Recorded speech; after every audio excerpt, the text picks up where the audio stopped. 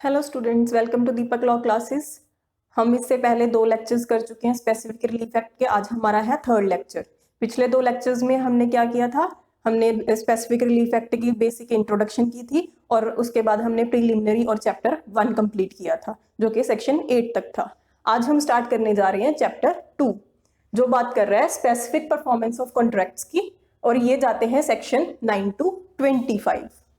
सबसे पहले हमारे पास है सेक्शन 9। सेक्शन 9 क्या बात कर रहा है? Defences respecting suits for relief based on contracts.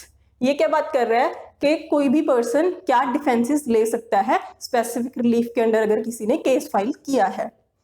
तो इसकी बेयर लैंग्वेज प्रोवाइड कर रही है any relief claimed under this chapter.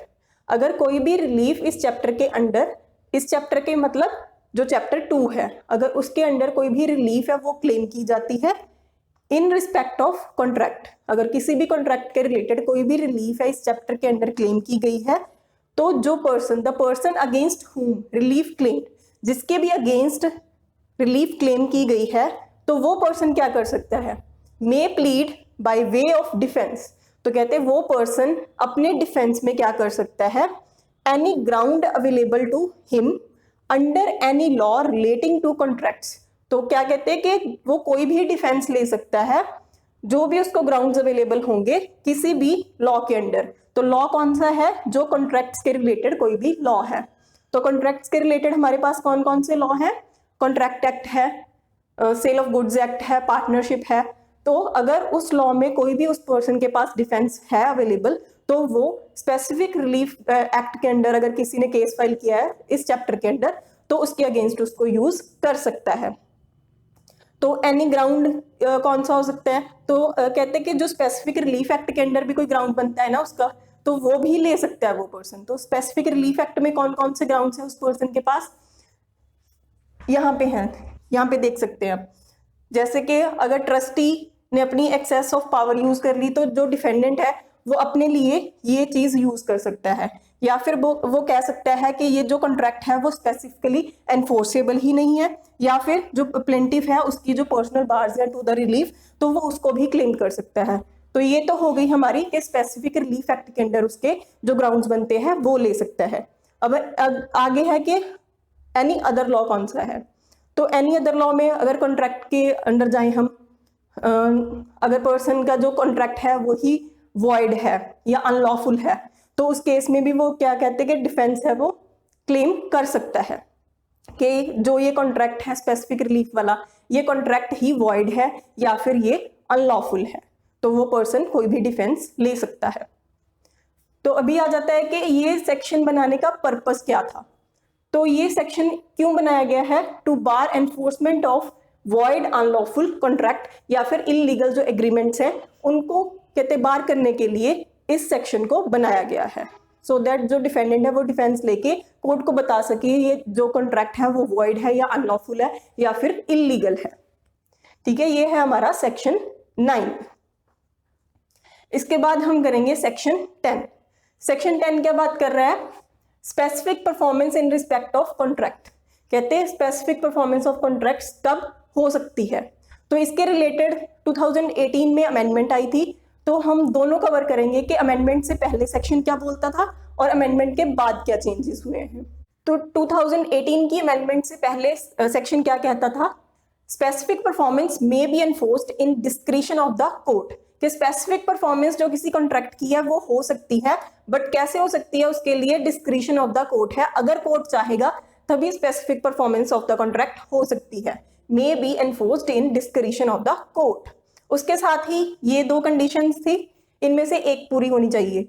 No standard to ascertain actual damages, कि कोई एक्चुअल डैमेजेस असर्टन करने के लिए कोई स्टैंडर्ड्स है ही नहीं, कि डैमेजेस असर्टन हो ही नहीं सकते।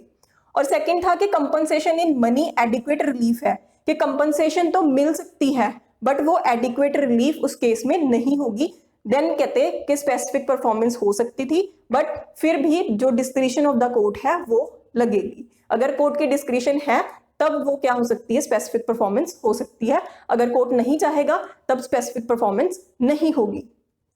उसके साथ ही इसमें एक्सप्लेनेशन प्रोवाइड की गई थी जो मूवेबल और इमूवेबल दोनों प्रॉपर्टीज की बात कर रही थी। तो एक्सप्लेनेशन में बेसिकली क्या बताया गया था, प्रिजम्पशंस दी गई थी। फर्स्ट दी गई थी इमूवेबल प्रॉपर्टी के रिलेटेड, उसमें क्या बोला था कि जो इमूवेबल प्रॉपर्टी है उसमें कोर्ट क्या प्रज्यूम करके चलेगा, द कोर्ट शैल प्रज्यूम कि जो इसमें जो है जो स्पेसिफिक परफॉर्मेंस है उसके लिए जो मनी कंपनसेशन है, कहते कि उसमें मनी कंपनसेशन में हम उसको रिलीफ दे ही नहीं सकते, ये कोर्ट प्रज्यूम करके चलता था अगर इमूवेबल प्रॉपर्टी का केस है। बट मूवेबल के केस में कोर्ट क्या प्रज्यूम करके चलेगा कि जो मनी कंपनसेशन है वो एडिक्वेट रिलीफ है। बट इसमें भी एक्सेप्शंस दी गई थी कि मूवेबल के केस में वैसे तो जनरली क्या है कि मनी कंपनसेशन को हम मानेंगे कि वो एडिक्वेट रिलीफ है, बट ये 4 केसेस थे जिनमें मनी कंपनसेशन को एडिक्वेट रिलीफ नहीं माना गया। फर्स्ट केस था not ordinary article of commerce, अगर तो वो movable property ordinary article of commerce नहीं है तब उसको क्या माना जाएगा कि उसमें जो मनी कंपनसेशन है वो एडिक्वेट रिलीफ नहीं है। सेकंड था कि जो वो प्रॉपर्टी है, जो मूवेबल प्रॉपर्टी है वो स्पेशल वैल्यू की है और offer interest to the plaintiff, ये इन्होंने बात की थी कि प्लेंटिफ के लिए वो स्पेशल वैल्यू या इंटरेस्ट की होनी चाहिए, तब उस केस में भी इसको एडिक्वेट रिलीफ नहीं माना जाएगा कि कंपनसेशन एडिक्वेट रिलीफ नहीं है, उसकी स्पेसिफिक परफॉर्मेंस होनी चाहिए। थर्ड था नॉट इजीली ऑब्टेनेबल, कि जो वो मूवेबल प्रॉपर्टी है वो इजीली ऑब्टेनेबल नहीं है, कि मार्केट में वो अवेलेबल नहीं है इजीली, तब भी कहते compensation in money adequate relief नहीं होगा। उसके बाद था कि हेल्ड बाय डिफेंडेंट और एजेंट एज ट्रस्टी, कि जो मूवेबल प्रॉपर्टी है अगर वो किसी डिफेंडेंट ने जो ली है वो एज एजेंट और ट्रस्टी रखी हुई है, तब भी कहते कि मनी कंपनसेशन एडिक्वेट रिलीफ नहीं माना जाएगा। तो ये था हमारा 2018 से पहले का सेक्शन 10। उसके बाद हमारा 2018 की अमेंडमेंट आई, तो उसमें जो सेक्शन 10 था वो कंप्लीटली चेंज कर दिया गया। इसमें क्या बताया गया कि specific performance shell be enforced by court, तो इसमें बिल्कुल ही चेंज हो गया, यहाँ पे क्या था मे बी, यहाँ पे कर दिया गया शैल बी। तो कहते हैं कि कोर्ट क्या करेगा, स्पेसिफिक परफॉर्मेंस ऑफ कॉन्ट्रैक्ट करेगा, बट वहां पे भी सब्जेक्ट टू द प्रोविजंस कर दिया। कौन कौन सी प्रोविजंस कर दिया, ये 3 प्रोविजंस। फर्स्ट आ गया सेक्शन 11 सबसेक्शन 2। सेक्शन 11 सबसेक्शन 2 क्या बात कर रहा है कि जो ट्रस्टी है अगर अपनी पावर को एक्सेस में यूज कर लेता है तो वहां पे स्पेसिफिक परफॉर्मेंस नहीं होती है, तो कहते हैं ये कंडीशन को ध्यान में रखेंगे।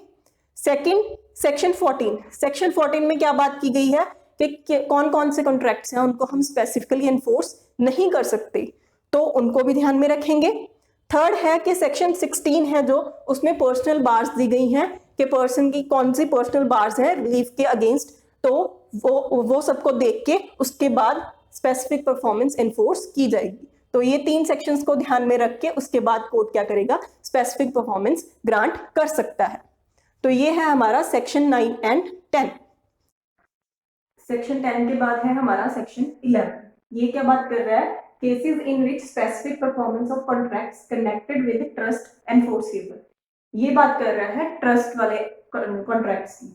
तो ये क्या बात कर रहा है कि specific performance of contract shall be enforced when act agreed to be done is in the performance wholly or partly in trust.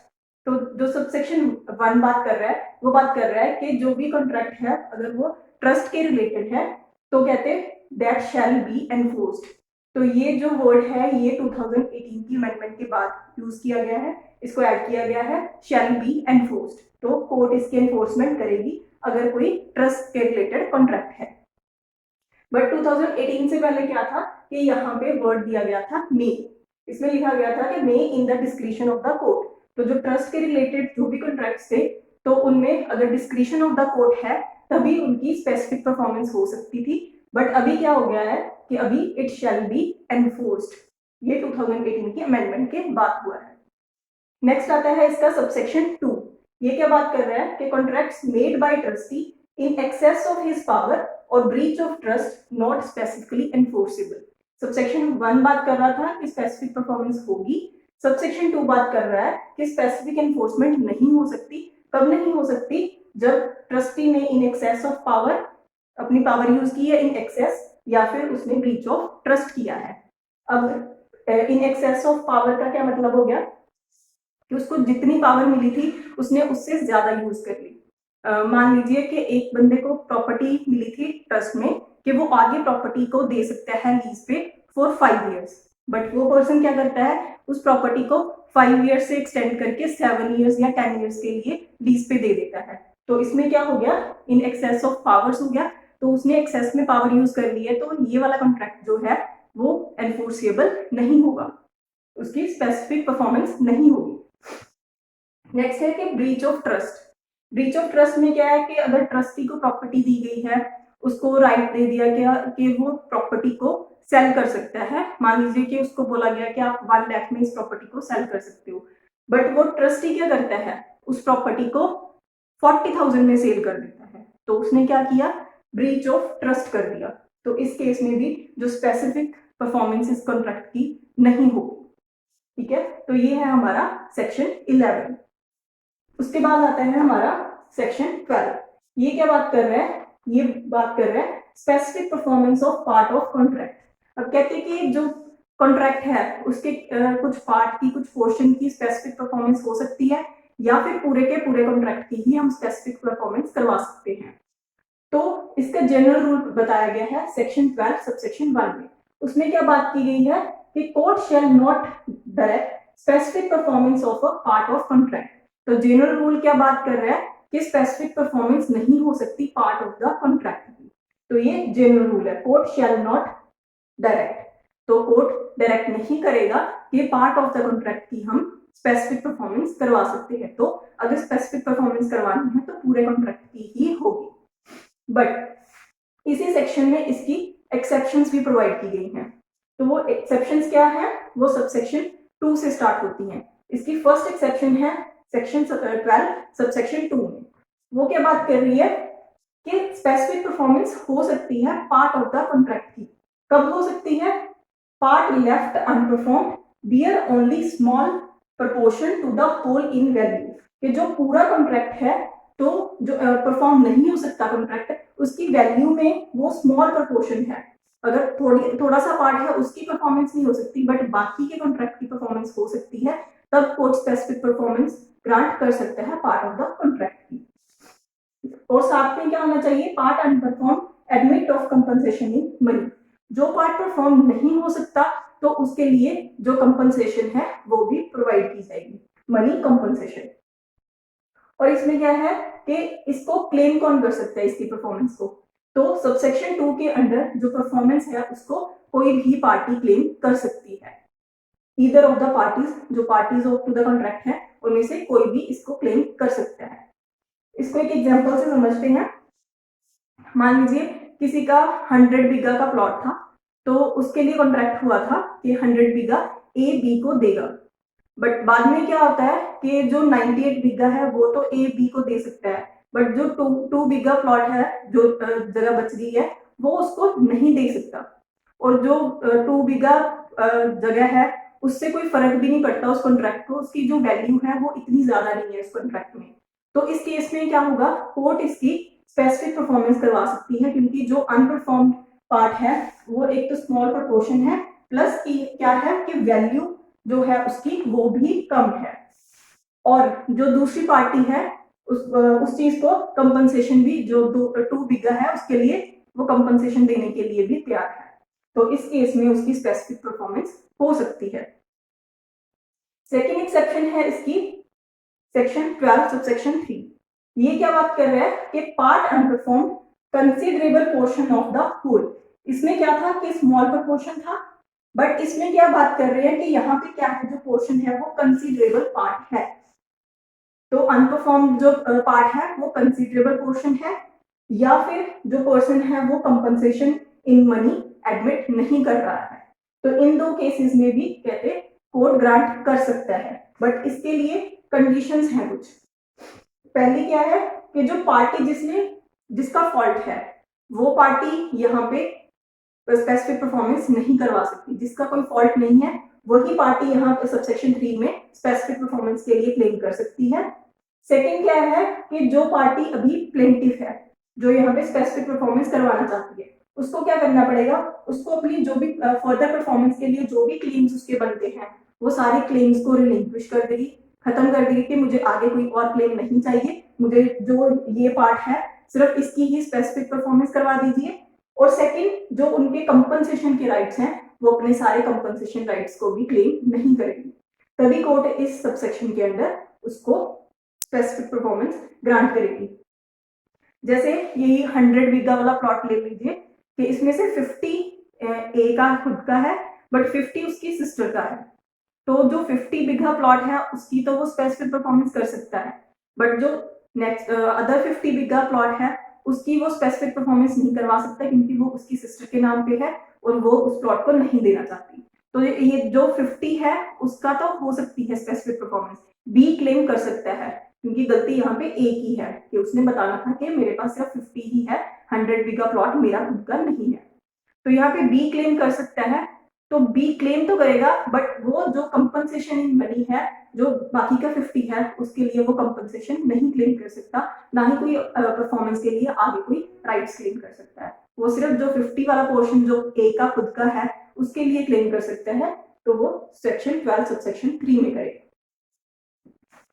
Next आता है सेक्शन 12 सबसेक्शन 4, ये भी इसकी एक्सेप्शन ही है, इसको हम बोलते हैं रूल ऑफ स्वीरेबिलिटी कि जब कॉन्ट्रैक्ट्स हैं वो उनको हम सेपरेट कर सकते हैं तब भी स्पेसिफिक परफॉर्मेंस हो सकती है।